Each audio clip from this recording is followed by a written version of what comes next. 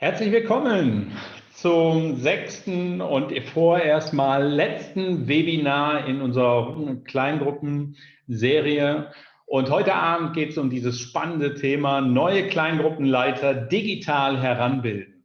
Super schön, dass du und dass Sie eingeschaltet haben, dass ihr wieder euch mit motivieren lassen wollt und lernen wollt, wie man Kleingruppen in Deutschland besser aufbauen kann. Ich bin davon überzeugt, dass nach diesem Shutdown wir erstmal erleben werden, dass Gottesdienste nicht mehr so stark besucht werden und dass Kleingruppen an der Stelle eine neue, ganz, ganz wichtige Brücke in Gemeinden hinein bilden werden. Und deswegen ist super, dass du dich heute Abend mit einschaltest. Neben Roberto Botrel, den ich sehr herzlich begrüße, freue ich mich, dass wir heute Abend wieder eine ganze Reihe von super inspirierenden Gästen dabei haben. Ja, einmal Roberto Botrel, der in Spanien sitzt. Dann werden wir wieder einen Pastor aus Brasilien haben, den Sammy aus Belo Horizonte in Brasilien. Allen Deutschen ist dieser Ort ja sehr, sehr vertraut. Dieser Name steht mit unserem Sieg gegen die brasilianische Nationalmannschaft 2014. Das waren wirklich noch gute Zeiten. Und herzlich willkommen auch dem Sammy aus Brasilien. Und wir haben heute wieder jemand aus Deutschland, der das Kleingruppenkonzept erfolgreich umsetzt. Das ist der Dustin Stutz. Herzlich willkommen auch dir. Und ich freue mich, dass du uns einfach Anteil geben wirst an dem, was du vor Ort in Süddeutschland erlebst. Heute Abend wird Roberto von Yogi Berner übersetzt. Auch dir ein herzliches Willkommen, lieber Yogi. Super, dass du dich zur Verfügung stellst als Übersetzer für diesen wichtigen Abend. Wir starten heute Abend mit einem Live-Bericht von Dustin. Dustin, bist du da? Du kannst jetzt dein Mikro und ja, da ist er. Herzlich willkommen. Guten Abend. Dustin, du bist an der Schweizer Grenze zu Hause und erzähl doch einfach mal, was ist deine Gemeinde, wo du jetzt tätig bist? Genau, vielen Dank. Vielen Dank auch an die Erinnerung an den Deutschlandsieg gegen Brasilien. Da kommen gute, positive Erinnerungen wieder hoch. Ich habe den jetzt mit meinen Kindern mal zusammengeguckt. Das war wirklich ganz großes Kino. Schwelgen in Erinnerung. Genau. Ja. Ich komme aus, wie du schon gesagt hast, aus Süddeutschland, in der Nähe von Basel, Effige Rebland, Gefünfteine Kirche ist vielleicht den einen oder anderen ein Begriff. Wir sind eine FEG, Freie Evangelische Gemeinde. Und vom Hintergrund her, wir feiern dieses Jahr das 20-jährige Jubiläum, sind sehr lange, sehr stark ausgerichtet gewesen, was das Seeker Sensitive angeht, von Willow Creek auch stark geprägt gewesen und immer noch. Und genau, haben ungefähr so um die 350 Gemeindemitglieder. So viel so vom Gemeindekontext. Super. Du hast mir erzählt, dass du gerade dabei bist, das Zellgruppenprinzip und das Kleingruppenprinzip in eurer Gemeinde richtig nach vorne zu bringen.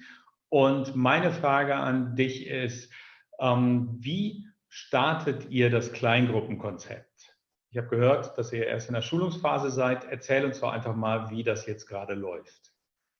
Ja, also eine wichtige Sache, bevor wir die Schule gestartet haben, war, dass wir als Leitung, also praktisch die Ältesten, die Gemeindeleitung und ein erweiterter Leitungskreis gemeinsam diese Entscheidung getroffen hat.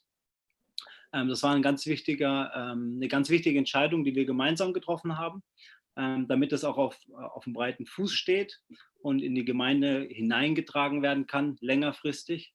Das ist eben eins der Ziele.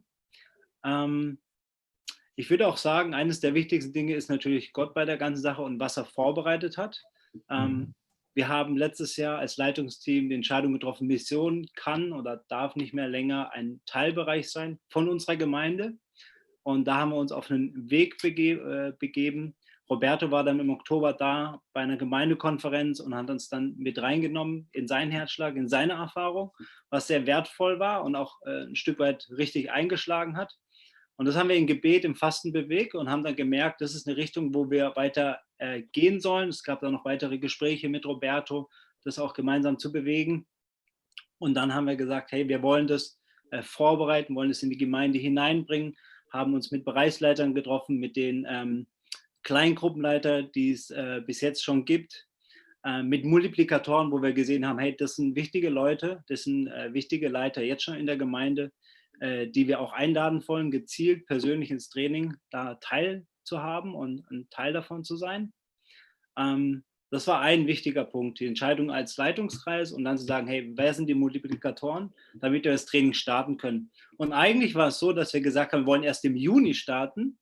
Und dann ging aber die Corona-Geschichte los und dann haben wir gemerkt, das ist jetzt wichtig, es ist jetzt dran, jetzt ist da eine Not auch. Wir haben gemerkt, welche Not auch im Umfeld ist und dann haben wir gesagt, hey, lass uns da direkt starten und sind jetzt seit Anfang Mai auch im Training unterwegs. Genau. Cool, genau. Wie viele Leute habt ihr ungefähr dabei? Es haben sich 90 registriert und aktiv Wow. Genau. Cool. Wie hast du das geschafft, dass so viele sich dazu ausbilden lassen wollen, Kleingruppenleiter zu werden? Ja, also eine wichtige Unterscheidung ist, wir haben gesagt als Leitungsteam, das heißt die Ältesten, der erweiterte Leitungskreis und ein paar Personen sollen erstmal Leiter sein von diesen Kleingruppen, von diesen Zellgruppen oder Live-Groups werden wir sie nennen. Und das heißt, wir haben 90 Registrierungen, davon haben wir Leiter, die Personen, die leiten erstmal sind, direkt am Start nach dem Training. Und dann werden wir auch einfach Teilnehmer haben, die dann zukünftige Leiter sein werden. Also es ist eine gemischte Gruppe von Leuten. Und genau, also wir haben 90 Registrierungen, aber ich würde sagen, aktiv sind es vielleicht 60, 70 Leute, weil bei uns gibt es die Möglichkeit, man kann dann am Donnerstagabend ist es immer, über 8 Abende machen wir das Training. Und das Training wird aufgezeichnet und die Leute, die jetzt nicht mal dabei sein können, die können sich einfach das Trainingsvideo anschauen und die Hausaufgaben machen. Also da gibt es auch eine gewisse Flexibilität. Ja.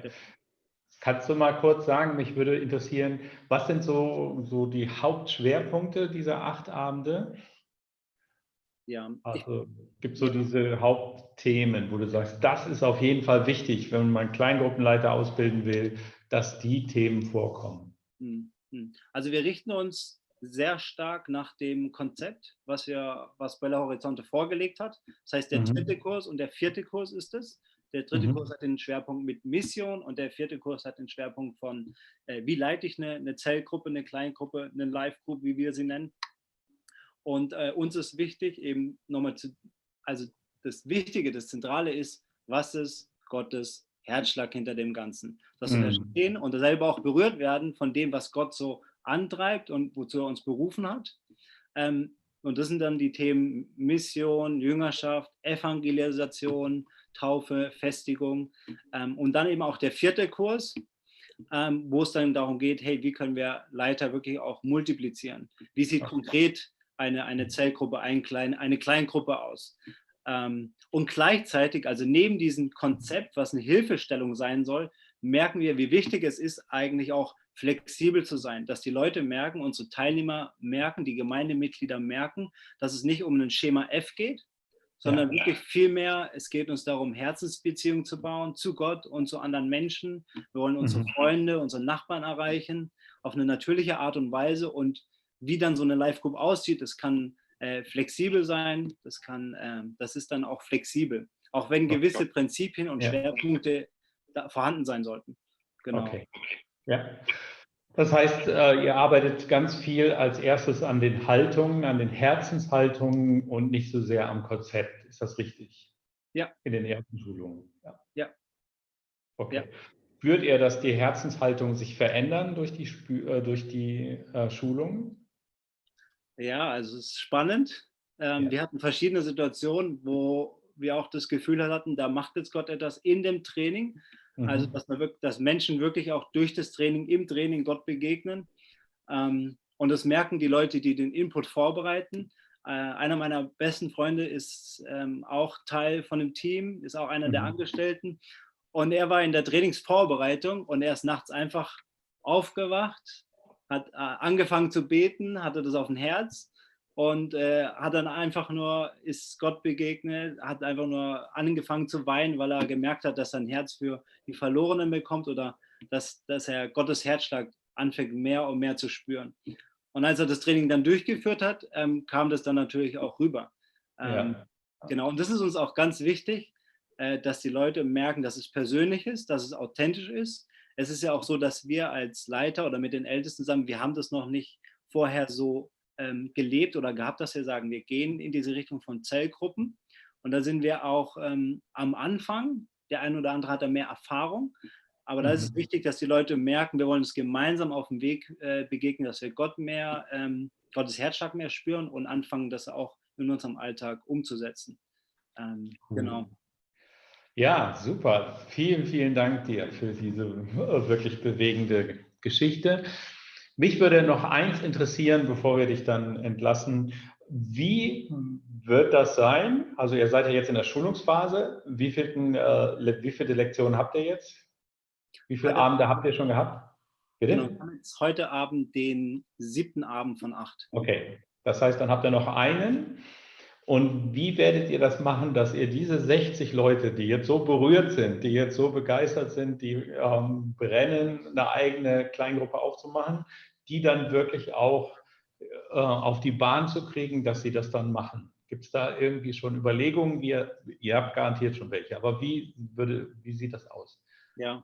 Also eine Sache, die uns wichtig ist, ist das Organische. Das werden wir Mhm. heute Abend sagen praktisch, dass wir sagen, hey, die Leiter, die jetzt auch schon feststehen, die werden auf die Teilnehmer zugehen und gleichzeitig ermutigen wir Teilnehmer, auf die Leiter zuzugehen. Also es ist Okay, eine organische Variante, wo wir da wählen und gleichzeitig müssen wir dann auch als Leitungsteam schauen, hey, wo sind Leute, wo wir noch zuteilen müssen oder Dinge verteilen müssen, damit nicht zu viele Leute in einer kleinen Gruppe sind.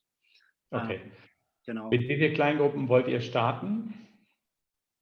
Circa 13. Ah, okay, cool. Genau.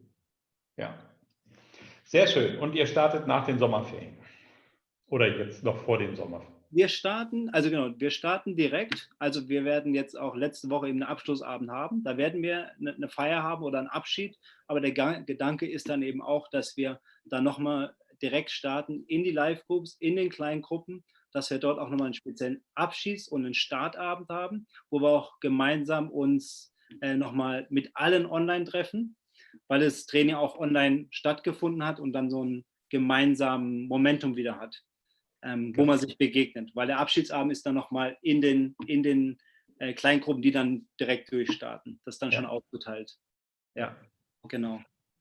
Ein letztes, was begeistert dich an diesem Konzept der Kleingruppen und der Zellgruppen, wie Roberto uns das jetzt immer wieder vorgestellt hat?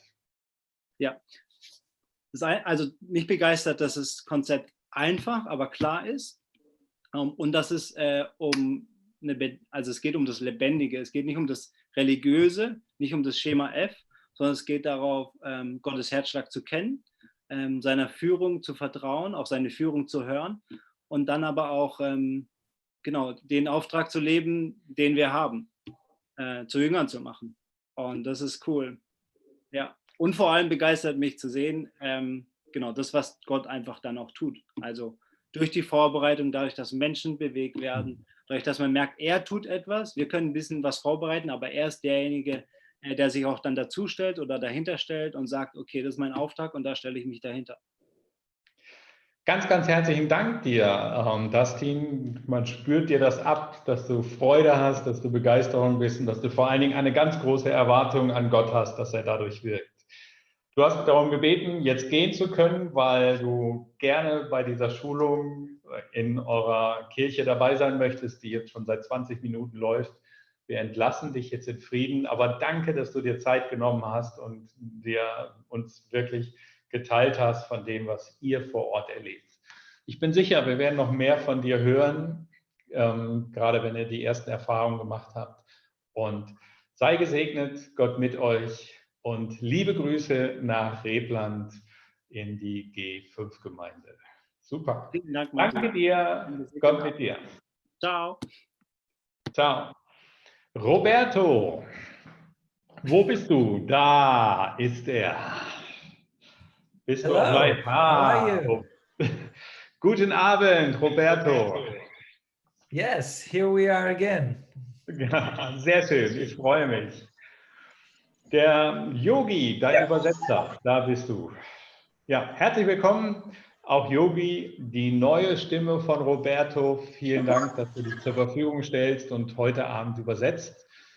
Ja, es geht um die tolle Frage, wie können wir digital Kleingruppenleiter gewinnen und ausbilden.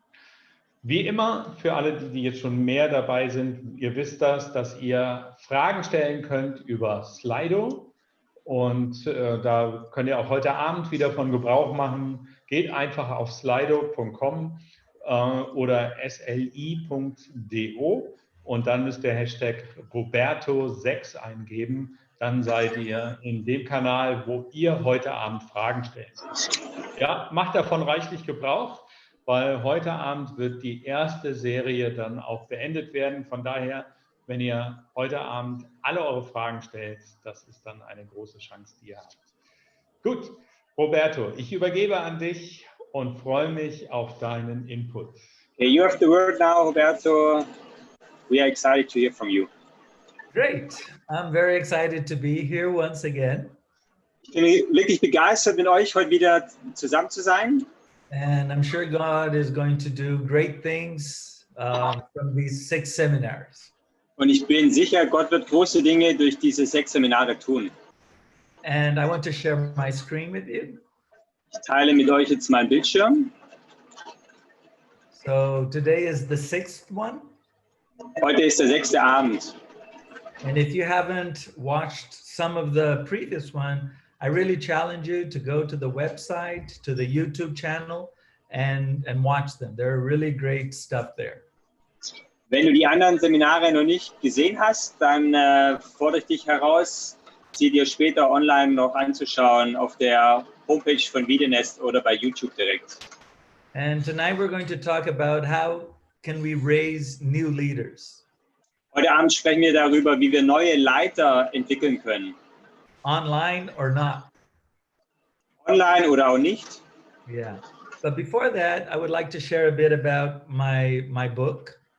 Aber bevor wir anfangen, möchte ich etwas über mein Buch erzählen. It talks a lot about raising new leaders. Es spricht sehr viel über das Thema neue Leiter zu entwickeln. The book is in German Das Buch gibt es in Deutsch and in many other languages. und noch viele andere Sprachen. And to my surprise, it is being translated to Chinese. Und die größte Überraschung für mich ist, dass es auch in Chinesisch übersetzt wurde. So if you prefer reading in Chinese, wait for some months and it will be ready in Chinese. Also wenn du es auf Chinesisch lesen willst, musst du noch ein paar Monate warten, dann ist es in Chinesisch verfügbar. But if you're a German, I highly recommend you to read multiplication. Aber als Deutscher empfehle ich dir, es auf Deutsch zu lesen. Okay, so the great question we have here is, where do we find leaders? Die große Frage, die wir haben, ist, wo finden wir denn Leiter? I've been talking to some pastors and many of them ask this question. Ich habe zu Pastoren gesprochen und viele haben mir diese Frage gestellt. And they say, if it is all about multiplying cell groups, Also sie haben zu mir gesagt, wenn es darum geht, Zellgruppen zu multiplizieren, then you'll have a problem because you need new leaders. dann hast du ein Problem, weil du brauchst neue Leiter. Aha. Aha. So people say it's so difficult to find new leaders.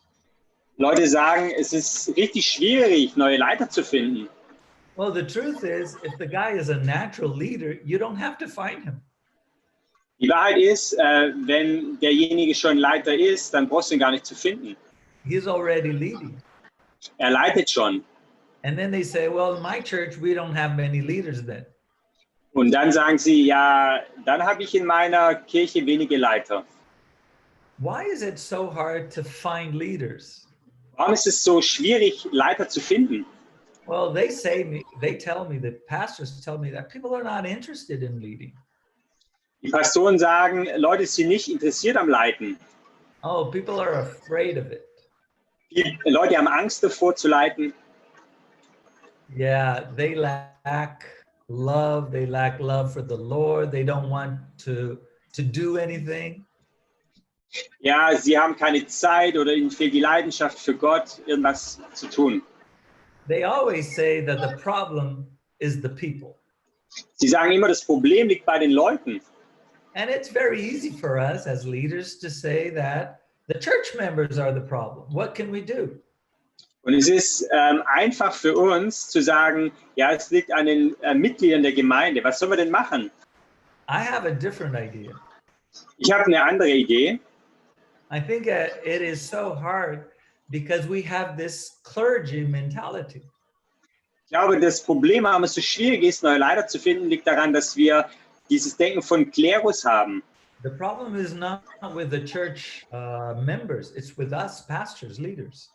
Ich denke, das Hauptproblem liegt nicht an den Gemeindemitgliedern, sondern an uns als Pastoren, als Leiter.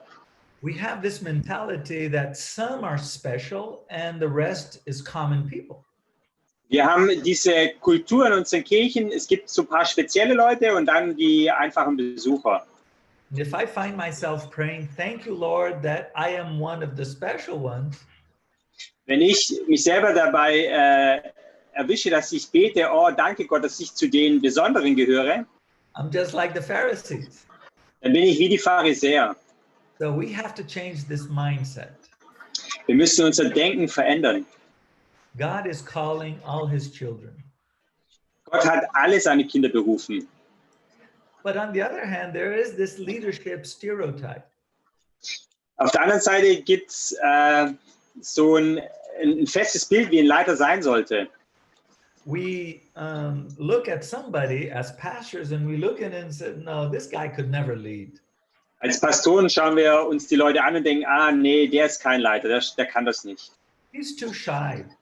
Er ist vielleicht zu schüchtern, He doesn't articulate well his words.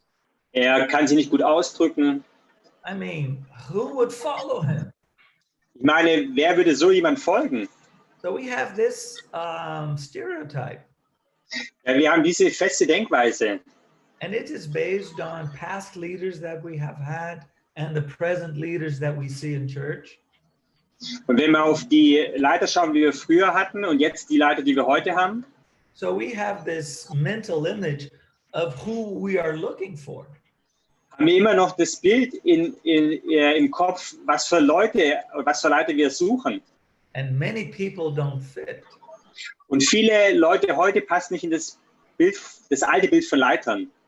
And what we have found out is that leadership has to be redefined. Und wir haben herausgefunden, dass die Vorstellung von Leiterschaft muss neu definiert werden. In churches, we have to define leaders. Wir als Kirchen müssen das neu definieren, was Leiter sind. And for us, leadership is influence. Und für uns bedeutet Leiterschaft ist Einfluss nehmen, beeinflussen. And God called us to influence this world. Und Gott hat uns berufen, ja, die Welt zu beeinflussen. He called us to make disciples. Er hat uns gerufen, Jünger zu machen. How can I make disciples without influencing people? Und wie können wir Menschen zu Jüngern machen, ohne Einfluss zu nehmen? So to make a disciple is to influence somebody. Also jemand zu einem Jünger zu machen, bedeutet, ihn zu beeinflussen. So if through my life somebody is coming to Christ, that's leadership. Wenn jemand durch mein Leben zu Christus kommt, das ist Leiterschaft. So I am leading him to Jesus. Ich leite ihn zu Jesus. That's leadership. Das ist Leiterschaft. So we need to prepare people with this new mindset. Wir müssen die Leute mit dieser neuen Denkweise beeinflussen. And the thing is that the way we train people at church is inefficient. Und die Art und Weise, wie wir Leute in der Kirche trainieren oder ausbilden, ist uneffektiv. I don't know about your church, but in general, training is more theoretical. Ich weiß nicht, wie es in deiner Kirche ist, aber grundsätzlich ist Training oft eine Theorie nur. It's more theological Ist theologisch and not so much practical. und hat wenig Praxisbezug. So what I really think that it's so hard to have leaders in our churches Und was ich glaube, was wirklich schwierig ist, Leiter in unserer Kirche zu haben, is lack of vision. hängt damit zusammen, dass wir keine wirkliche Vision vermitteln. We need a new vision. Wir brauchen eine neue Vision. If we have this new vision, we will produce the leaders our churches need. Und wenn wir diese Vision in uns tragen, werden wir die Leiter ausbilden, die wir in unseren Kirchen brauchen. So what is the key of cell churches? Was ist der Schlüssel von der Zellkirche? Some people think that it's all about the cell. Viele denken, es geht in erster Linie nur um die Zellgruppe. They think that cell churches grow because it's all about outreach. Manche denken, die Zellkirchen wachsen, weil sie ganz viel so Outreaches, Einsätze nach draußen machen. No, the key thing of a cell church is relationship. Aber das Herzstück oder der Kern von der Zellkirche sind Beziehungen. No. None of these. Nein, das auch nicht. The key of a cell church is to raise leaders. Also der Kern oder das Wichtigste in der Zellkirche ist, Leiter auszubilden. We don't find leaders. Wir finden Leiter nicht einfach so. We raise them. Wir müssen sie ausbilden. We prepare people and raise them to become leaders. Wir müssen Leute trainieren und ausbilden, dass sie zu Leiter werden. If we are to make disciples, Wenn wir Jünger machen, we have to be prepared for it. müssen wir dafür vorbereitet sein. And that's what the cell churches do. Und genau das macht eine Zellkirche. As the church goes out and gets together in homes all through the city, Also wenn die Kirche sich überall in der Stadt in den Häusern trifft and life is happening everywhere, und das Leben überall stattfindet, the church building is no longer the heart of everything. dann ist das Gemeindegebäude nicht mehr das Herzstück von allem, was wir tun. And the church building becomes more of a training center. Und das Gemeindegebäude wird mehr zu einem Trainingszentrum, Where people come to get challenged, equipped, trained, and sent out. wo Leute hinkommen, um trainiert, herausgefordert, begleitet zu werden und dann rausgesendet in ihr Umfeld. That passage in Ephesians chapter 4, Diese Bibelstelle aus Epheser 4, it says that Christ gives the leadership of the church. die zeigt uns, dass Christus die Leiterschaft für die Gemeinde gibt. What for? Für was? And the way we're doing church, we think that all these functions exist to make the church work. Und wir glauben, dass all diese Dinge, die Gott gibt, dafür da sind, damit die Kirche funktioniert. But that's not what the text says. Aber das ist nicht die Aussage dieses Textes. The text says that Christ gives the leaders to equip his people for the works of service. Der Text sagt in Wirklichkeit, dass Gott diese verschiedenen Leiter gibt, um die Heiligen, also die Gläubigen zuzurüsten, dass sie den Dienst tun, das Werk tun für Gott. So if we are the leaders of the church, Also wenn wir Leiter in der Kirche sind, what does God expect us to do?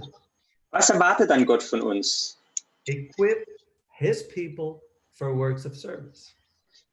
Ja, unsere Leute auszubilden, befähigen, den Dienst zu tun. And that's what the cell church does. Und das genau tut die Zellkirche. It's all about raising leaders. Es geht nur darum, oder in erster Linie darum, neue Leiter zu entwickeln. It's about touching people that say that I will never be a leader. Und Leute zu berühren und zu begeistern, die sagen, ich würde niemals ein Leiter sein können. But through our love, through our work, these people start believing that God can use them. Aber durch unsere Liebe und dass wir sie begleiten, wollen wir sie an den Punkt bringen, dass sie selber daran glauben, dass sie Leiter werden können. And I have seen so many people that I would never think that they would be a leader. Und ich habe so viele Menschen selber gesehen, die von sich nie gedacht hätten, dass sie mal ein Leiter werden.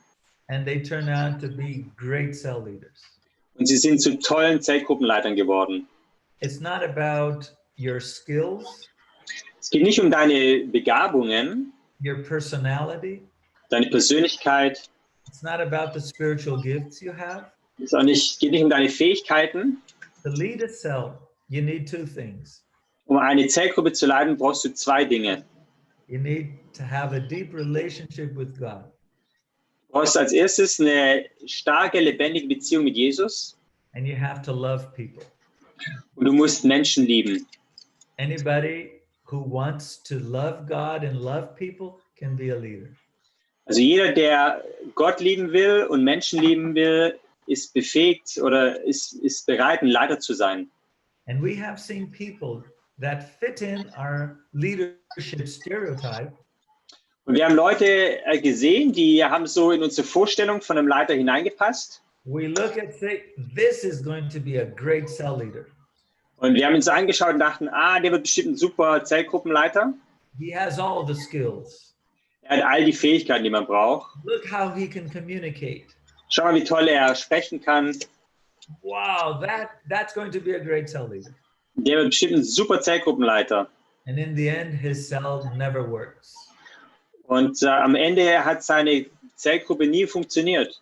He has the skills to be the normal leader, Er hat die Fähigkeiten, so ein normaler Leiter zu sein. but maybe he misses one of the two requirements to be a cell leader. Aber vielleicht fehlen genau diese zwei Dinge, um ein guter Zellgruppenleiter zu sein. Maybe his relationship with God is not that great. Vielleicht ist es seine Beziehung zu Gott, die schwach ist. Or maybe he has a great relationship to God, but he doesn't really love people. Vielleicht hat er ja eine richtig starke Beziehung zu Gott, aber er liebt nicht wirklich die Menschen. So how can we raise leaders? Also wie können wir Leiter ausbilden, trainieren? Well, the first thing is that we have to connect people to God. Also das Erste ist, wir müssen Leute mit Gott verbinden.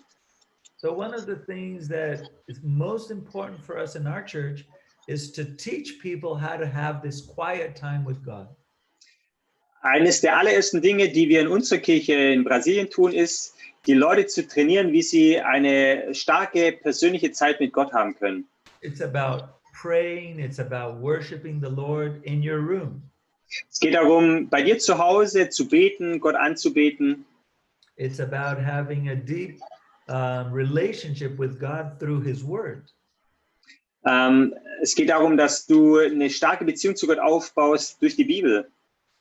So you see, to raise a leader, we have to connect people to God. Also um Leiter auszubilden, brauchst du eine lebendige Beziehung zu Gott. The second way, which is so important, is we raise leaders through the cells. Der zweite Weg, wie wir Leiter entwickeln, ist durch die Zellgruppen. So in the cells, we have so many opportunities for people to start small steps of leadership. In der Zellgruppe haben wir so viele Möglichkeiten, Leute kleine Herausforderungen zu geben, damit sie in Leidenschaft wachsen. And the cell leader knows that his main responsibility Und der Zellgruppenleiter weiß, was seine Hauptaufgabe ist. is not to have a good meeting. Das ist nicht ein tolles Meeting zu präparieren. His main responsibility is to raise leaders. Seine Hauptaufgabe ist es, neue Leiter zu entwickeln.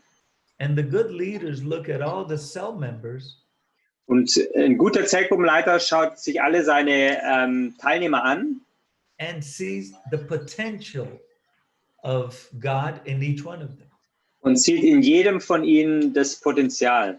What can God do in the lives of these people? Er hat einen Blick dafür, was Gott im Leben von jedem Einzelnen tun kann. Anybody can be a great leader Jeder kann ein großartiger Leiter sein, if God does miracles. wenn Gott Wunder tut. Some people need bigger miracles than others, Manche brauchen größere Wunder als andere, but through the cells, we can give opportunities and people start showing if they want to or not. Aber durch diese Zellgruppentreffen können wir viele Gelegenheiten schaffen und die Leute zeigen selber durch ihre Reaktion, ob sie diese Dinge, diese Herausforderung annehmen, ob sie wachsen wollen und zu einem Leiter werden wollen oder nicht. We always say yes to God and leave the rest to Him. Wir sagen in unserer Kirche, sag Ja zu Gott und den Rest lass in Gottes Verantwortung. So all the things that happen in a meeting can be delegated by the leader to the church, to the cell members. Also alles, was in so einem Zellgruppenmeeting abläuft, kann zu den Teilnehmern delegiert werden. So you can delegate the worship, the prayer, the icebreaker, organizing the snacks. Also der Leiter kann alles delegieren, also die Snacks, den Icebreaker, den Lobpreis, das Gebet, alles, was im Treffen stattfindet. So in a meeting, it's very easy for somebody who is not used to leadership to prepare a worship for a small group. In dieser Zellgruppe ist es ein sicherer Rahmen für jemand, mal sich auszuprobieren, den Lobpreis zu gestalten. Choose a song on YouTube. Nimm einfach einen Song von YouTube. Or the other one looks on Google for icebreakers. Oder jemand anderes sagt, okay, ich mache mal einen Icebreaker und schaut bei YouTube, was er da so findet. But also when a newcomer comes, I can ask somebody to, hey, invite him to go out for coffee this week and share about what God is doing in your life to him. Ich kann auch einen Teilnehmer herausfordern, wenn jemand Neues kommt in die Gruppe, zu sagen, hey, triff dich mal in der kommenden Woche mit dieser neuen Person und geht einen Kaffee trinken oder irgendwas anderes zusammen unternehmen. So through the life of the cell, we can develop leadership skills in the people. Durch das Zellgruppenleben kann man ganz einfach Leiterschaftsqualitäten in den Leuten entwickeln. And as the group grows, we need to multiply. Und wenn die Gruppe dann wächst, dann müssen wir uns ja multiplizieren.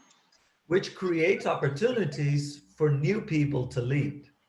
Und das schafft wieder Gelegenheiten für neue Leute auch, sich in Leiterschaft zu trainieren. So it's not just talking about you should lead, but here is a concrete opportunity to lead. Also wir reden nicht nur darüber, du solltest eigentlich auch leiten, sondern wir geben Leuten eine ganz konkrete Aufgabe, wie sie die Gruppe leiten können. Well, the cell is great, quiet time is great, but we also need courses. Also die Zeit mit Gott ist wichtig, die Zellgruppen sind ein gutes Übungsfeld, aber wir brauchen auch Schulungen. So if I'm the cell leader, I will teach people to have a quiet time with God. Also wenn ich der Zellgruppenleiter bin, dann lehre ich die Leute, dass sie eine persönliche Zeit mit Gott haben. I will give opportunities in the cell life dynamics. Ich gebe allen immer wieder Möglichkeiten, während des Treffens Dinge zu leiten.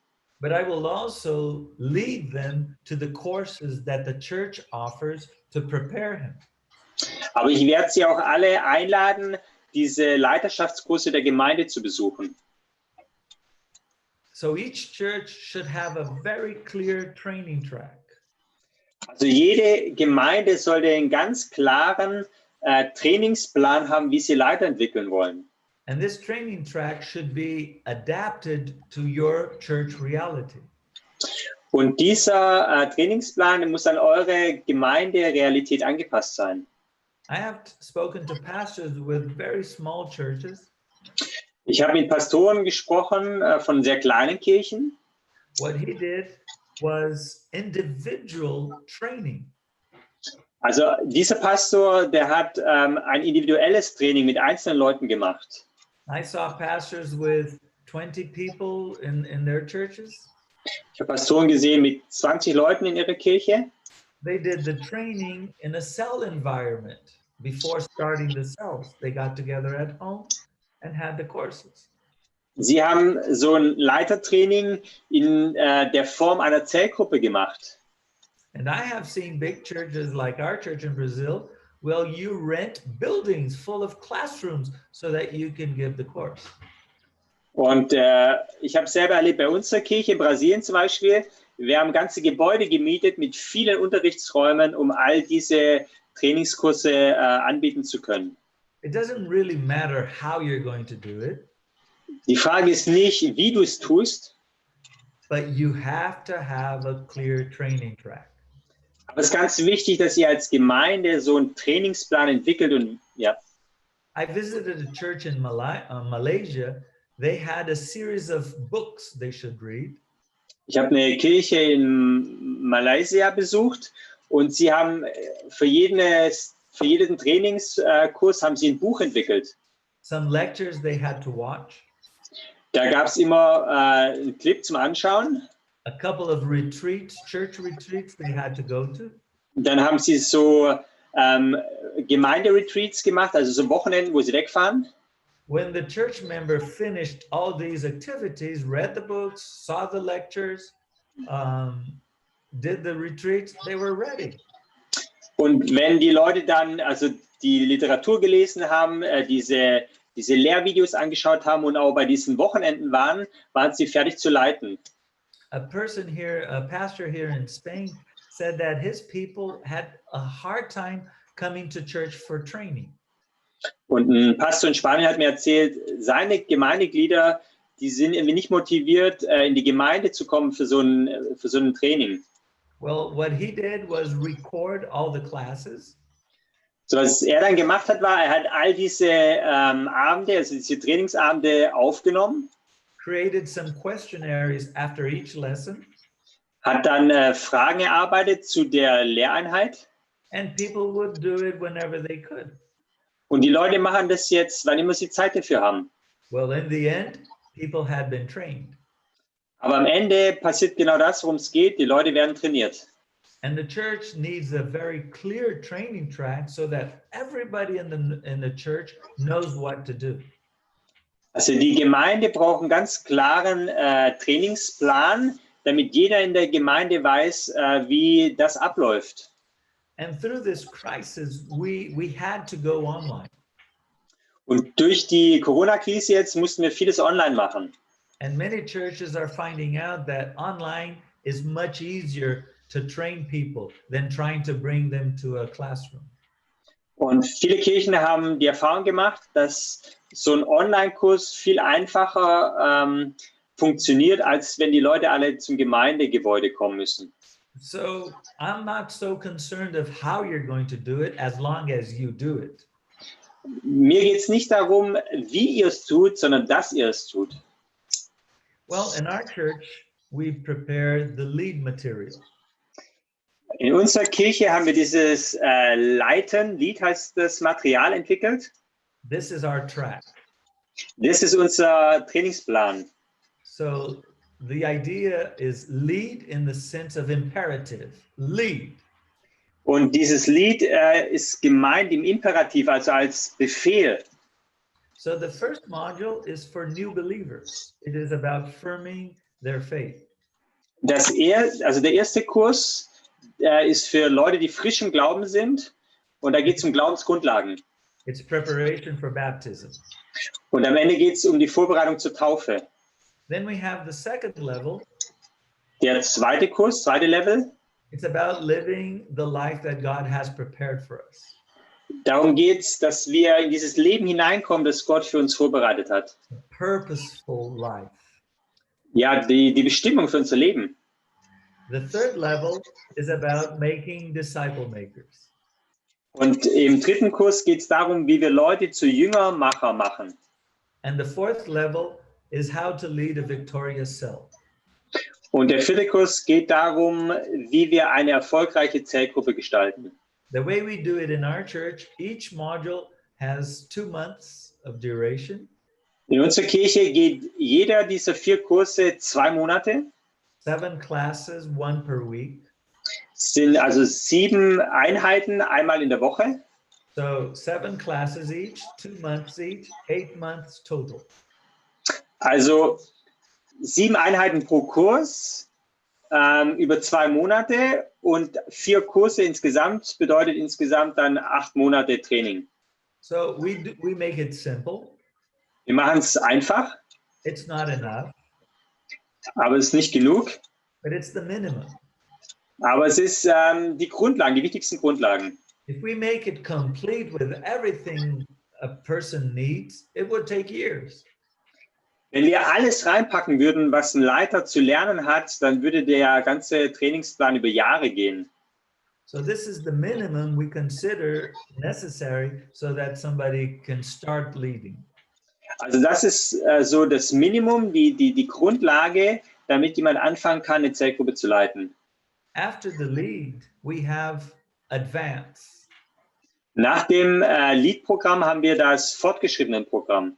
And we have many courses for those who have finished the basic one, which is lead. Und da gibt es wieder viele neue Kurse zu anderen Themen. As needed. Und ja, wie sie gebraucht werden für die Leute. So this material has been translated into several languages, including to German. Also diese Lead-Kurse sind in verschiedene Sprachen übersetzt worden, auch in Deutsch. You can download it on our website. Ihr könnt die auf der Homepage runterladen. It's for free. Just enter our website, centraldna.org. Wenn ihr auf centraldna.org geht, könnt ihr die kostenlos runterladen. On the resource page, you can see our material, download it, and use it as you please. Genau, geht auf den Link Ressourcen und da könnt ihr dann auf Deutsch diese Materialien runterladen für euch. This was translated by a German church that was doing their transition to the cells. Und der Pastor von einer deutschen Gemeinde, die auch in diesem Veränderungsprozess zu einer Zellkirche sind, hat die Materialien übersetzt. So how do we start a school of leaders? Wie beginnen wir jetzt so eine Leiterausbildung? Well, we considered 3 phases. Wir haben 4 Phasen. So the first phase, you teach lead 3 and 4. Die erste Phase ist, du lehrst den Kurs 3 und 4. Basically for church members. Und der ist für Gemeindemitglieder. So you're starting to prepare your church to open the cells. Also damit präpariert ihr die Gemeinde für das Zellkonzept. Just like Dustin was sharing with us earlier. Genau das macht gerade die Gemeinde von Dustin. Dustin hat am Anfang dieses Interview gegeben. They are in phase 1. Sie sind gerade in dieser ersten Phase. And the leadership team is the one who teaches the lesson. Das Leiterschaftsteam lehrt diese Einheiten. It is a vision from the top leadership. Weil es ist die Vision der obersten Leiterschaftsebene. They invited the church and whoever was interested came to do lead 3 and 4. Sie haben die Gemeinde eingeladen und die jetzt Interesse hatten, sind gekommen. Then you go into phase 2 after you finish phase 1. Nach der ersten Phase geht man dann in die zweite Phase. In the second phase, you will repeat lead 3 and 4 for other church members. Also in der zweiten Phase werdet ihr den Kurs 3 und 4 wiederholen für neue Leute. But if the cells start reaching new people, you need to start with lead 1 and 2. Aber wenn jetzt die Zellgruppe neue Menschen für Jesus erreicht, braucht man auch Kurs 1 und 2. So during some time, you will be on phase 2. Also manchmal bist du in der zweiten Phase. As other church members start getting interested, you have to train them so that they can start new cells. Und in dieser Phase musst du dann auch Leute, die jetzt zum Glauben kommen, in den Grundlagen des Glaubens trainieren. But as new people come to the cell, you need to teach them with lead 1 and 2. Weil die neuen Leute, die zu den Zellgruppen kommen, müssen ja auch gelehrt werden und dafür gibt es Kurs 1 und 2. And then later you go to phase 3. Und später kommt man dann in die dritte Phase.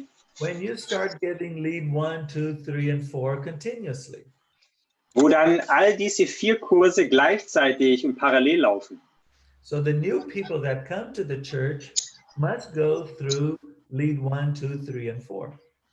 Das heißt, wenn Leute neu zur Gemeinde kommen, fangen sie an, Kurs 1, 2, 3 bis 4 zu durchlaufen.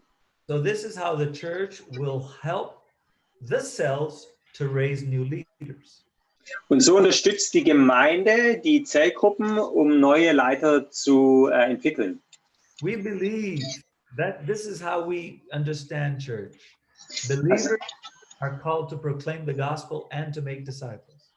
Wir als Kirche sind davon überzeugt, dass Gläubige beauftragt sind, das Evangelium weiterzugeben und Menschen zu Jüngern zu machen.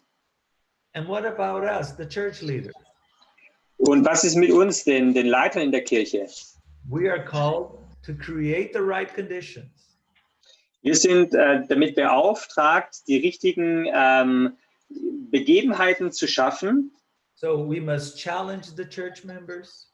Also wir müssen die Gemeindeglieder We herausfordern. must equip and train them. Wir müssen sie ausrüsten und trainieren.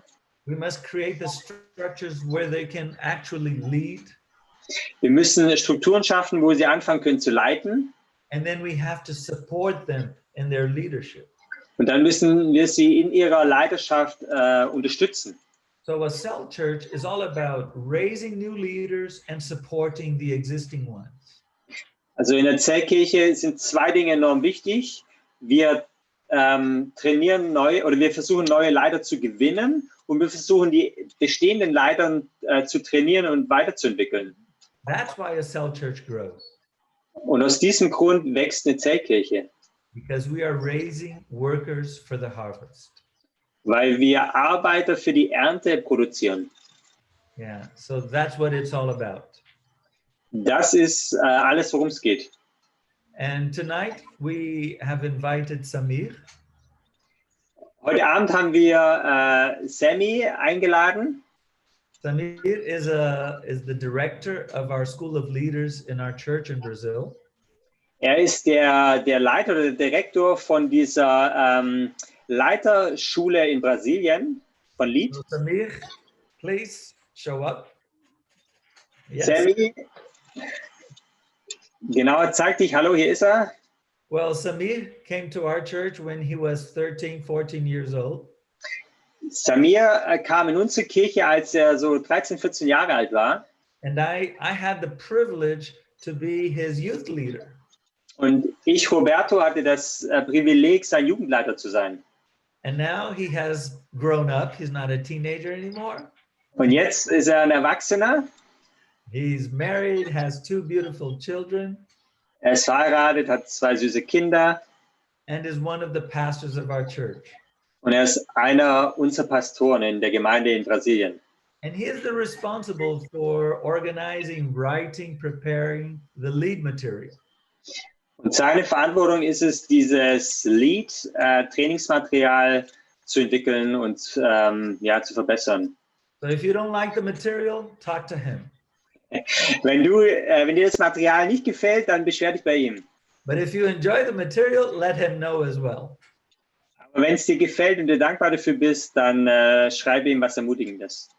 So I would like Samir to share some of the stories he has lived and what is happening in the Corona crisis with the training as the director of the school.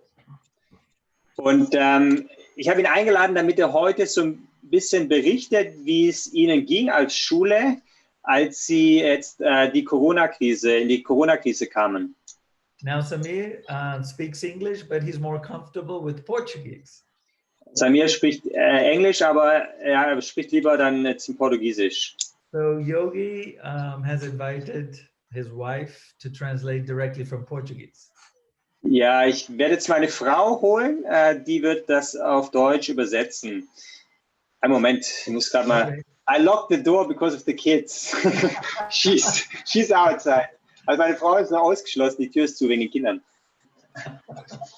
Okay, great.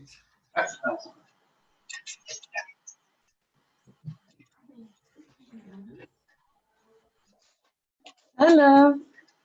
Hello. Hi Judith, how are you? The kids are sleeping. Everything's good now. Great.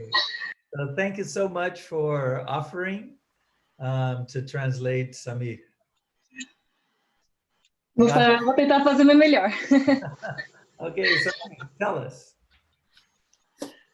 Muito bem, boa tarde para todos aqui do Brasil, boa noite aí na Alemanha. Genau, also guten Nachmittag für die, die in Brasilien sind und guten Abend für die, die in Deutschland sind. Para mim é um privilégio poder estar aqui com vocês, compartilhando um pouco da minha experiência. Für mich ist es ein Privileg, dass ich ein bisschen von meiner Erfahrung berichten darf. E antes de tudo, quero dizer que Roberto Botrel é um presente do Brasil para vocês da Europa e da Alemanha. Und ich möchte euch sagen, dass Roberto Botrel ein Geschenk ist für euch in Europa. Ele viveu e vive na prática tudo o que acabou de dizer a vocês. Weil lebt das ganz praktisch aus, was uns gerade alles mitgeteilt hat. E eu sou uma das provas disso, sou um dos tantos líderes que ele gerou ao longo do seu ministério aqui no Brasil. Und ich bin ein Beispiel dafür, von einem Leiter, den trainiert hat. Bem, antes do início da pandemia, Also vor der Pandemie, nós éramos uma escola com 1.750 alunos. waren wir eine Schule mit 1.607 und noch eine größere Zahl, also 1.700 ungefähr. 1.750 alunos, com aulas apenas presencialmente. Und die Klassen oder den Unterricht, den wir hatten, da war Anwesenheitspflicht, genau. Em diversos dias da semana. In verschiedenen Abenden in der Woche. Terça noite, quinta tarde. Dienstagabends oder Donnerstagnachmittags. Sábado à tarde e domingo de manhã. Samstagnachmittags und Sonntagmorgens.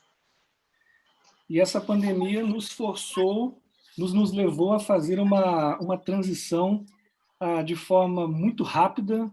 Genau, und wegen der Corona-Krise mussten wir jetzt uns natürlich entscheiden, was anders zu machen, weil es natürlich nicht mehr ging.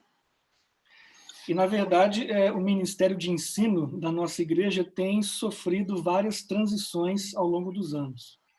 Und dieser Lehrdienst von der Gemeinde, der hat in den ganzen Jahren immer wieder Veränderungsprozesse machen müssen.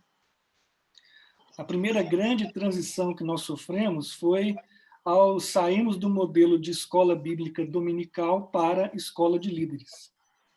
Also sie sind von diesem Sonntagsschulmodell weggekommen und haben dann diese Schule von Leiter angefangen. Das war das Erste, wo gesagt hat, dass sie so einen Veränderungsprozess hatten. Nós éramos uma igreja batista tradicional. Sie war eine ganz traditionelle brasilianische Baptistengemeinde. Com uma escola bíblica dominical, domingo de manhã, com cerca de 90 alunos.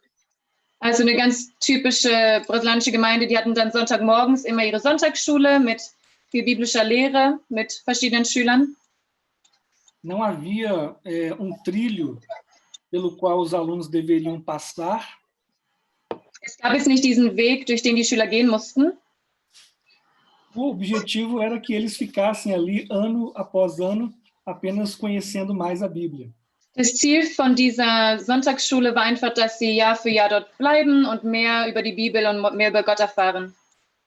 Até que, juntamente com a visão celular, veio o modelo de uma escola de líderes. Und dann, als sie diese Vision von der Zellkirche hatten, kam dann auch natürlich diese Vision, die Leiter zu trainieren, also diese Schule der Leiter. E no início, nós simplesmente introduzimos a escola de líderes, mantendo a escola bíblica do jeito que ela estava. Und sie haben es am Anfang einfach nur introduced, wie sagt man? Vorgestellt, aber sie hatten trotzdem noch die Sonntagsschule weiter. Sie hatten es immer noch weiter, aber hatten es einfach nur vorgestellt, diese Leiterschule. Então, durante tempo, nós tivemos duas escolas na igreja, a escola bíblica e a escola de líderes. Und für eine gewisse Zeit hatten sie dann beide Schulen parallel. Also die Sonntagsschule ging weiter und trotzdem fing so diese Leiterschaftsschule an. Mas, com o passar do tempo, a escola de líderes foi crescendo e a escola bíblica permanecendo ali na mesma situação de antes. Und nach einer gewissen Zeit hat die Leiterschaftsschule ist gewachsen. Da waren viel mehr Leute, die da teilgenommen haben. und die Sonntagsschule waren immer nur die gleichen, die sich so ein bisschen im Kreis gedreht haben. Até que finalmente nós entendemos que deveríamos levantar uma única escola de líderes e foi o que nós fizemos. Und dann ist ihnen klar geworden, dass sie eigentlich eine Schule haben müssen und das wäre dann die Leiterschaftsschule gewesen, genau, wo sie dann angefangen haben, das als eine Schule zu nehmen. Essa escola sofreu diversos aperfeiçoamentos, diversas mudanças ao longo do tempo. Genau, als die Zeit weiterging, haben sie wieder sich versucht anzupassen, gab wieder Veränderungen. Also diese Schule musste auch durch viele Prozesse, Höhen und Tiefen gehen. Nós trabalhamos pelo menos com 3 modelos de trilho, né, de cursos ao longo desses anos. Sie hatten so 3 verschiedene Wege, 3 verschiedene Kurse, die sie immer angeboten haben. E agora essa pandemia nos obrigou a fazer mais uma grande transição. Und jetzt hat die Corona-Pandemie sie wieder gezwungen, noch eine Veränderung zu bringen in diese Schule. Do presencial para o online, usando as ferramentas que estão à nossa disposição, como o Zoom, por exemplo. Also zum Beispiel das alles online zu machen, wurden sie gezwungen durch die Pandemie. Und dann können sie zum Beispiel Zoom benutzen. E graças a Deus, essa transição foi mais rápida e mais fácil do que eu imaginava. Und zum Glück oder Gott sei Dank war diese Veränderung ging leichter und schneller, wie ich gedacht hatte. Apesar de a cultura brasileira ser de muito relacionamento, toque físico, proximidade, calor humano. Weil obwohl die brasilianische Kultur sehr mit dieser Berührung oder man muss sich sehen, umarmen, man muss da sein im gleichen Zimmer. Eigentlich ist so die brasilianische Kultur so geprägt. Professores e alunos se adaptaram muito bem ao ambiente virtual. Die Schüler und die Lehrer haben sich sehr schnell adaptiert oder angepasst an diese virtuelle Situation, also über den Bildschirm, über Zoom. E a única dificuldade, o único desafio foi aprender a usar as ferramentas online. Genau, und die einzige Schwierigkeit war eigentlich, dass jeder anfängt zu lernen, wie man Zoom oder wie man das online gebrauchen kann. E a nossa escola, então, ao invés de diminuir o número de alunos, und anstatt dass die Schülerzahl jetzt zurückgegangen ist wegen der Pandemie, experimentou crescimento de quase 60%. Hat 60%. 60% Wachstum erfahren. Nós crescemos de 1.750 alunos. Also von diesen 1750 Schülern para 2.750 alunos. Also 2750. Crescimento de 1.000 alunos. Also 1000 Schüler kamen dazu. E pessoalmente, como professor. Und persönlich wie ein Lehrer, also wie ich jetzt als Lehrer sagen würde. Eu tenho gostado muito mais das aulas virtuais do que das aulas presenciais. Ich habe es viel mehr gemocht, über Zoom zu lehren, als jetzt im Klassenzimmer, im typischen Klassenzimmer. Eu tinha uma turma de doutrina, de ensino de doutrinas bíblicas. Ich hatte so geistliche Lehre, die ich überbringen wollte. Com cerca de 90 alunos presencialmente. Von 90 Schülern, die ich im Klassenzimmer hatte. E a turma cresceu para 150 alunos online. Und online wurden es 150. Então, eu realmente acredito que o online é algo que agrega valor, é algo que vem melhorar as escolas bíblicas ou as escolas de líderes das igrejas.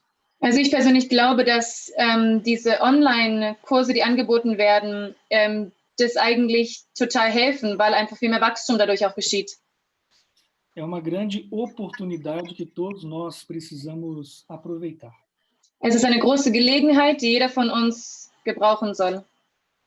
E quando essa pandemia passar, und wenn diese Pandemie vorüber ist, com certeza a nossa escola não voltará a ser como era antes.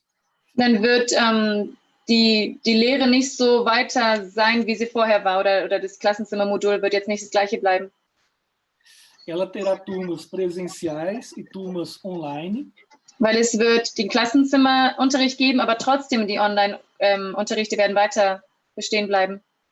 Mas eu acredito que ich glaube, dass pelas facilidades que o online traz, weil es ist sehr leicht, online zu sein. a tendência é que as turmas online cresçam e as presenciais diminuam.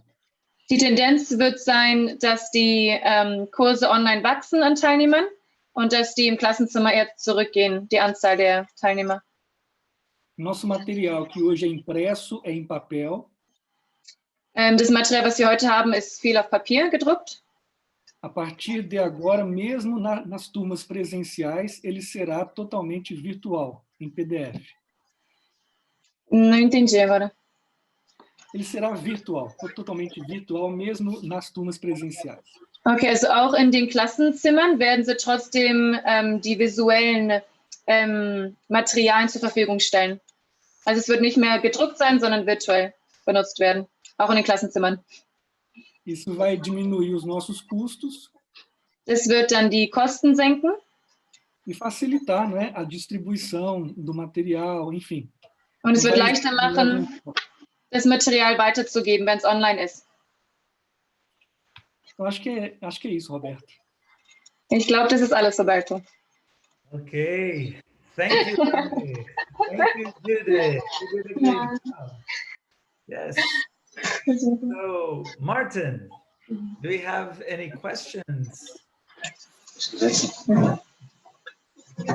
Ja, herzlichen Dank an Roberto und an Samir. Zwei Fragen, die mir auf der Seele brennen. Das eine ist, Roberto, du hattest gesagt, Leiter brauchen zwei Dinge. Ja, das erste ist eine Liebe zu Gott und das zweite ist eine Liebe zu Menschen. I have two questions for you, Roberto, and you said there are two things who are really important for leaders. One thing is we need to love God and we need a love for people. Yes. Was macht dich so sicher, dass das die einzigen zwei Dinge sind, die ein Leiter braucht, um Einfluss auszuüben? Braucht er nicht auch als Kleingruppenleiter eine organisatorische Fähigkeit oder eine Lehrfähigkeit oder? What makes you sure that these two things are all what a new leader needs? Does he need, for example, some organizing gifts or other gifts as well? Well, I didn't say that it's the only thing he needs. I didn't mean that. Ich habe nicht gesagt, dass es die einzigen Dinge sind, die er braucht. Das habe ich nicht gemeint. But they are the most important things. Ich meinte, dass es die zwei allerwichtigsten Dinge sind. And this is what will make difference in his leadership. Und das wird einen Unterschied in seiner Leiterschaft machen. God gives us spiritual gifts. Gott gibt uns Geistesgaben. From people to people, very different.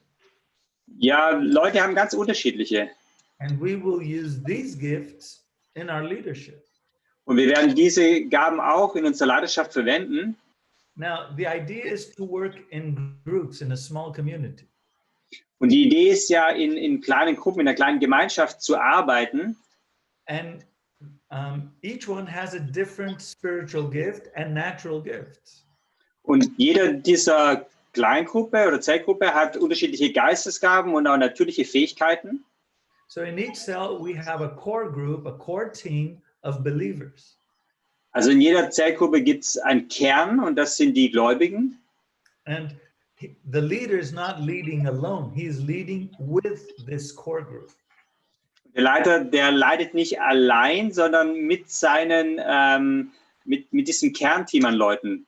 And what he doesn't have, what the skills he doesn't have, maybe somebody in the group does. Und die Fähigkeit, die er selber nicht hat, um die Gruppe erfolgreich zu leiten, hat hoffentlich dann jemand von seinen Leuten, die mit ihm zusammenleiten. That's the beauty of the cell. You're not alone. Und das ist die Schönheit einer Zellgruppe. Du bist nicht alleine. So, for example, if you're not an organized person, you can ask somebody of the group to be responsible for all the organization. So, als Beispiel, wenn du nicht so der Organisator bist, dann kannst du jemand anderen fragen in der Gruppe, der die Organisation übernimmt. If you're shy, you can ask somebody to give the announcements. Wenn du eher schüchtern bist, dann frag jemand anderem, ob er die Ansagen übernimmt. So natural and spiritual gifts will be distributed by God in that cell. Also natürliche Fähigkeiten und Geistesgaben sind von Gott verteilt in dieser Zellgruppe. And very different from the normal small group. Und ein großer Unterschied zu einer normalen Kleingruppe, Where you have one leader and a lot of people that are being led. wo es einen Leiter gibt und viele, die sich von ihm leiten lassen. In a cell group, you have a group of leadership of that cell. Und in der Zellgruppe hat man immer ein Team von Leitern, die zusammenleiten. It's all about community. Es geht um das Zusammenarbeiten, das Zusammenleben und Zusammensein. So we're not alone. Wir sind nicht alleine. Ein sehr guter Satz. Vielen Dank, Roberto, für das Klarstellen. Eine weitere Sache, die das Ganze noch vertieft: Wie lange rechnest du damit, Leuten beizubringen, nah an Gott zu sein? Ja, du hast gesagt, du lehrst sie, wie man Bibel liest als Person, ja, wie man alleine betet, wie man sozusagen seine Beziehung zu Jesus vertieft. Wie lange Zeit rechnest du damit, bis sie so weit sind, dass sie, ich sag mal, selbstständig sind an der Stelle? Okay, the question is, maybe from your experience or what you guess, how much time do you need to help somebody to develop a strong own relationship with God, where you are talking about that this is foundational for leading the group? Well, this depends a lot on the person. Es hängt sehr von der Person ab. Some people are really hungry for God. Manche sind sehr hungrig nach Gott. And very short time, they're ready.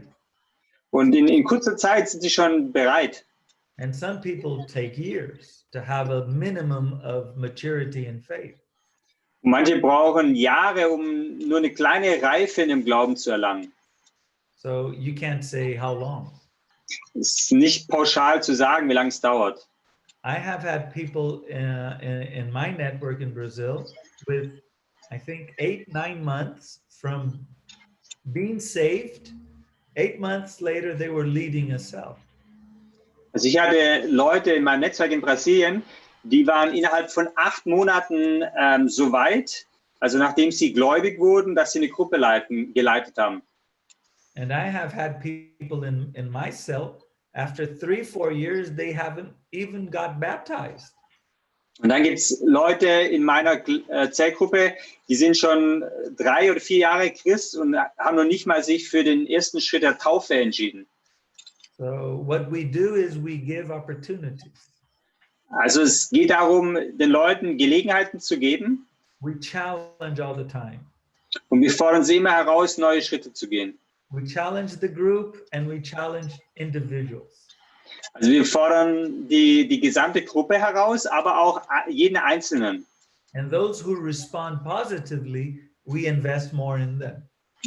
Und die Leute, die auf diese Einladung reagieren, die wachsen wollen, auf die fokussieren wir uns und investieren uns besonders in sie. But there's no rule. Aber es gibt keine klare Regel, wie das geht. We would love to have a rule, right? Du hättest bestimmt gerne eine klare Regel und ein Muster. Natürlich, ja, genau. Of Ein course. Thema, wo ich weiß, nach 5 Monaten sind die soweit und dann können wir loslegen. Aber ja, vielen Dank für die Impulse zu diesem Thema. Samir, do you want to say something, Samir? Yes. Can I add something? Yes. Português? English is good. Português. Português. Eu penso que dos valores mais importantes da igreja em células Ich glaube, dass eines der wichtigsten Dinge von einer Zellkirche ist, é acreditar no novo convertido. an dem Neubekehrten zu glauben. E o novo convertido tem algumas vantagens sobre os velhos da igreja. Der Neubekehrte bringt Vorteile mit, zu denen schon die länger im Glauben sind. Eu apresento 3 dessas vantagens aí. Es gibt 3 Vorteile von einem Frischbekehrten. Primeiro, eles estão no fogo da paixão do primeiro amor. Die haben diese erste Liebe, die spüren das Feuer der Leidenschaft für Jesus. Segundo, eles conhecem muitos não crentes. Und der zweite Vorteil ist, dass sie ganz viele Nichtchristen kennen. E terceiro, eles têm a humildade para aprender de quem está começando. Und sie haben die Demut, ganz viel zu lernen, für einen Anfänger halt, ne? Sie lernen ganz viel. Por causa disso, eles têm potencial de liderança enorme, recebendo bom treinamento e bom discipulado. Deswegen haben sie sie können gut leiten, also sie haben ein großes Potenzial, leiten zu können, wenn sie dann gut einfach an die Hand genommen werden und trainiert werden von euch. Eu sei que é uma grande quebra de paradigma. Also Paradigm Shift, das ist ein bestimmt Widerspruch oder so daher. Paradigmenwechsel. Continua talvez a sentença para eu saber o sentido. Eu sei que é uma grande quebra de paradigma, uma grande mudança de mentalidade. Also wir müssen unser Denken verändern. Mas é risco que vale a pena correr. Und es ist auch ein Risiko, für das es sich lohnt, das auszuprobieren. Porque as boas surpresas são infinitamente maiores do que problema ou outro. Weil die tollen Überraschungen, die da rauskommen, sind viel größer, wie dann so die kleinen Problemchen, die vielleicht auftauchen würden. É isso. Amen. Amen.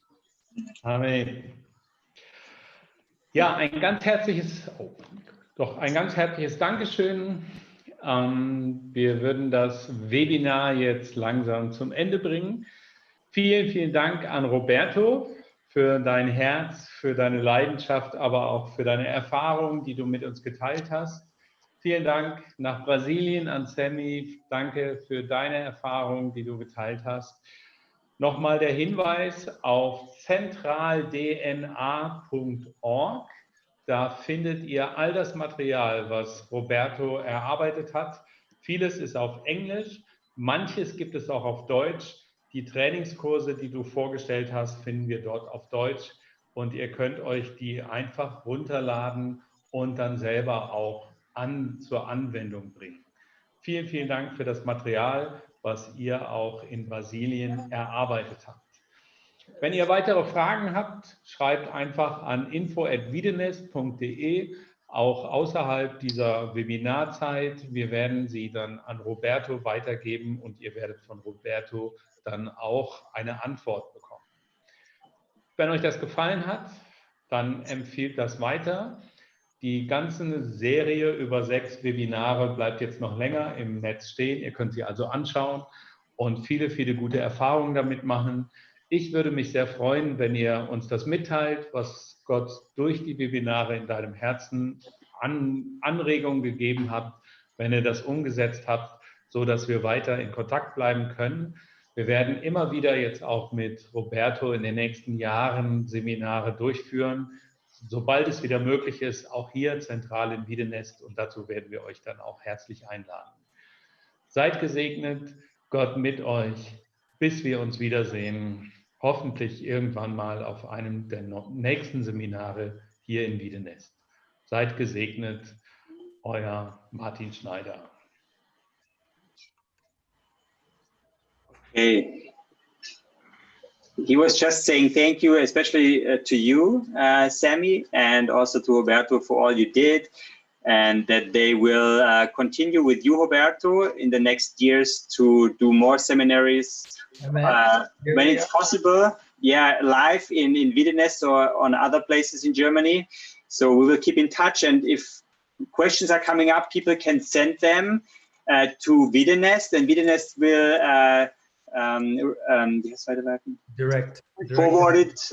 forward the questions to you, so people will receive answers, okay. And so everything will continue. Great. And multiply. Yes, amen. Thank you so much for inviting me, Martin. It has been a pleasure these last 6 webinars. Thank you so much. God bless you. Vielen Dank nochmal für die Einladung. es hat ihm sehr viel Freude gemacht und er wünscht dir ganz viel Segen dafür. Ja, herzlichen Dank auch an euch alle. Gott mit euch. Und hiermit beenden wir das Webinar. Ciao, ciao.